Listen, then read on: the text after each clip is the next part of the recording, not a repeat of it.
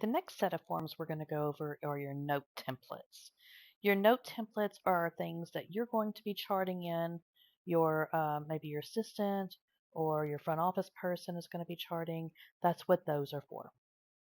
And these are the ones that are normally put in a setup. Your psych note template, it goes for adult, child, it's for intake, initial intake, and for follow-up.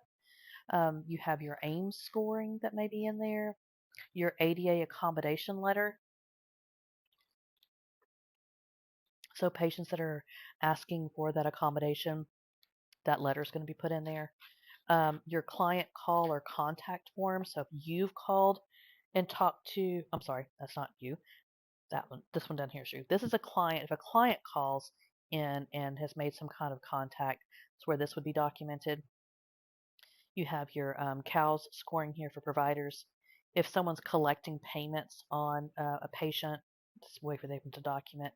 If you do a Columbia outside of your note template, you can have that. If you're discharging a patient, you can use your discharge termination letter. Your emotional support animal letter. Your insurance verification. So if someone is calling and verifying insurances for you, then they would be filling this one out. Your lab test diagnostic order. So you would send this to the patient, either to the patient portal, print it out for them, or email it to them. Your late or no-show documentation. If you need a letterhead for a patient, just need to type up a letter. If your nurse or your front office person is calling a patient, that's what this one's for. A patient safety plan, a blank progress note. If a provider is calling or contacted the patient, that's how you can document that. If they need to return to work after a long absence or just a school note, those are in here as well. Now, in each one of these forms, you got to go in and make some changes. Okay, we're giving you the forms, but you're going to have to make some changes. So the note template in of itself, we're going to go through later because it's long and I'm going to explain rules to you and all of that. But your other stuff, you're going to have to change some things in each one of them. So if you go to the AIMS score, for example, in your individual questions here, you want to click through all of these boxes and just make sure that there is not something in here that you might need to adjust. So if you're looking through this one, there's nothing here in this one except for this one, right? You got to put your name in here. It's going to just say provider, NPI, and credentials. You're going to put your name, your credentials, and your NPI number. All note templates have to have your NPI number in there.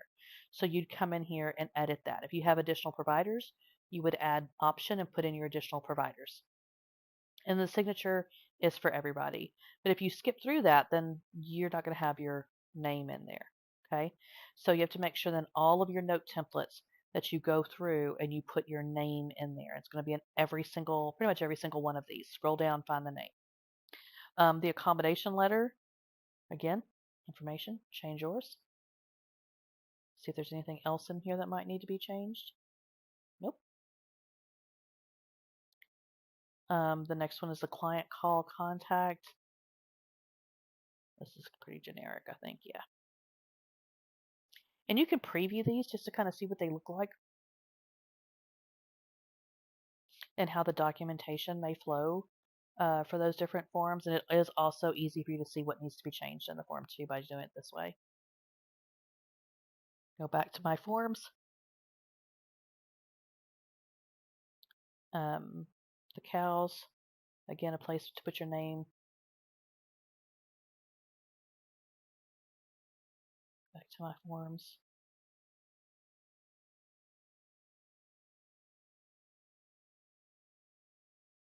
I mean, you could even put in specifics here, virtual assistant with a name. You could, they are going to have to sign that they finished out that note. Let's see, go on down. The Columbia actually has the provider's name here. So that needs to be changed. Not many of these have rules in them, and I'll show you the ones that do that you may need to edit in there. This one does have a lot. You can see it's got 181 questions. So this one's going to have a lot of adjustments made to it. Your discharge termination letter. Now, this one is important to stress that every state has a different time frame here. And usually you can find that on like the medical board website. You may maybe on your nursing board website. It's usually anywhere from 30 to 60 days. So make sure you're in compliance with your state here on that.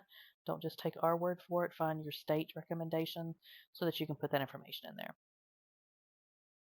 And you may have other reasons why you're discharging the patient. These are just the reasons that we put in. If you want to see them in a preview, you can. Um, you will change your resources here. So, what is your alternative resources for treatment? You could put a community care provider in there. A lot of providers will put a psychology today so that they can find someone else. Medicaid, you could put the Medicaid link for providers for your state. So there's different options. These are just the ones that we've put there for you. And this psychology today link will need to be changed because this is going to be that other providers, right?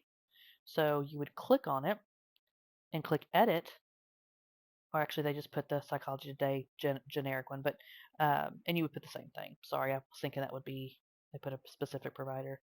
Um, your provider information again needs to be changed, and we're going to look at this in preview so that you can see those options. So you see these are the ones that would need to be changed. If you add in more stuff, that would need to be changed. Medications,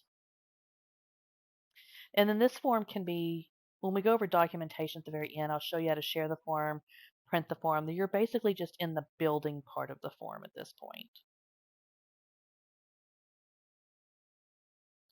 Your ESA letter, that's definitely going to have some stuff in it you got to change. And we do have gender identity in here just because that may be different. We thought that was important to put in the ESA letter. And this is, honestly, this is just verbiage that I pulled off different ESA letters that I found online, but you could definitely add in other stuff if you wanted to. It's just what we found and put in there for you. And then changing again your provider information. So if you are licensed in different states, so we have your NPI and your license in here, then you would want to put two separate ones, and I'm going to show you why.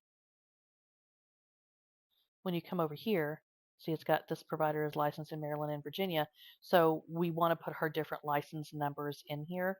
Um, and definitely make sure you're putting your NPI and stuff in there, but making sure that that's there because it's required on the form.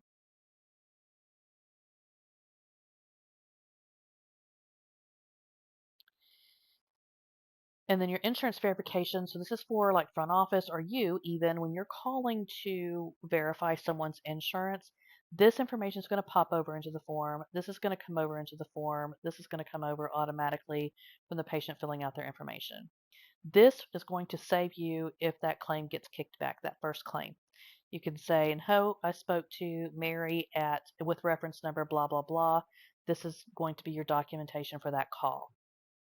It walks you through every single part of what you should be asking that insurance company. And this is the practice information that they're going to ask you to verify when you call the insurance company.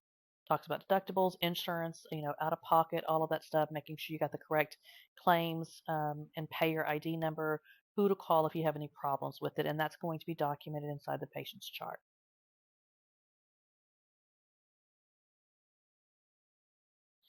Now, this laboratory testing one does have some rules in it. So as you're going through and you're looking at the information, all of this is fine until you get to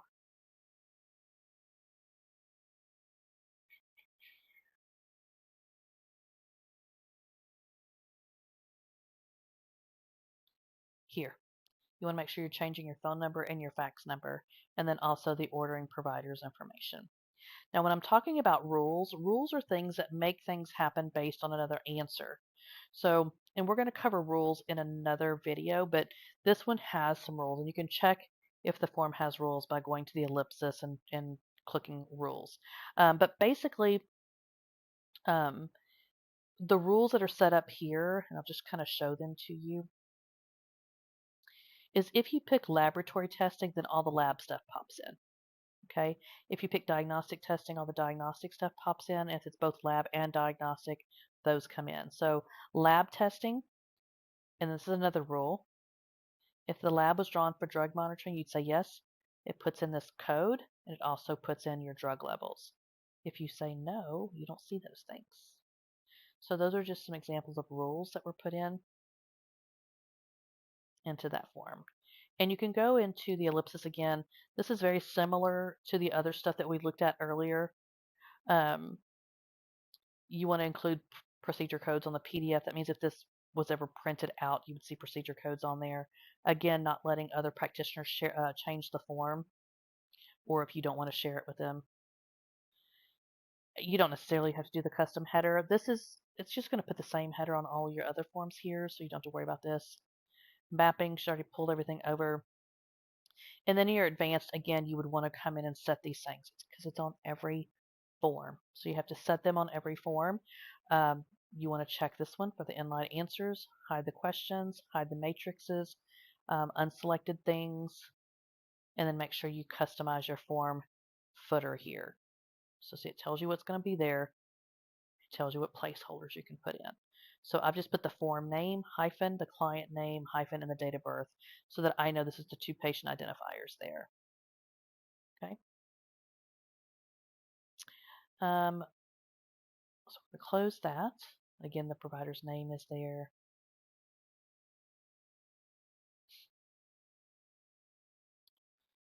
Letterhead, provider information. So you get the idea. Go through every single one of these and make sure that your information is in there. Every single one. And that is the long and short about note templates. We went over the settings in there. Again, on the outside here, you can duplicate them. You can put them in folders. You can deactivate them and delete them altogether. Again, we'll go over that psych note template and very detailed in another video. But that is your note templates.